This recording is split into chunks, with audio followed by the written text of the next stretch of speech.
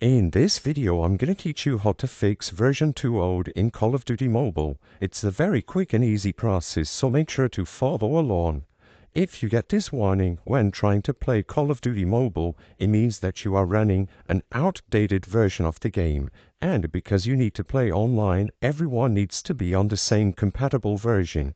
So the first thing that I would recommend you to do is to open up the Play Store or the App Store, look for Call of Duty Mobile and see if it says Update in here. If it says Play, it means that you are up to date running the latest version available, but if you have the Update button in here, you have to manually select it and follow the instructions to update the game. I'm doing this process on Android, but it is the same on iOS. You can also enable auto update in order to prevent this from happening in the future. This way, whenever an update launches for Call of Duty Mobile, it will get updated automatically for you.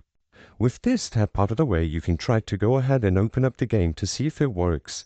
If you still get the error, and for some reason you don't see the update option in here, the only alternative that I would recommend is to completely uninstall Call of Duty Mobile and download it fresh from the Play Store or the App Store. So go into the app settings on your phone, select Clear Data, and you can clear all the data and uninstall the game.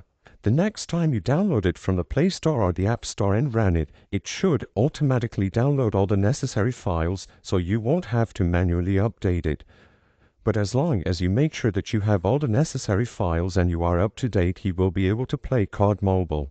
I hope I was able to help you on how to fix version 2.0 in Call of Duty Mobile. If this video helped you, please be sure to leave a like and subscribe for more quick and easy tips. Thank you for watching.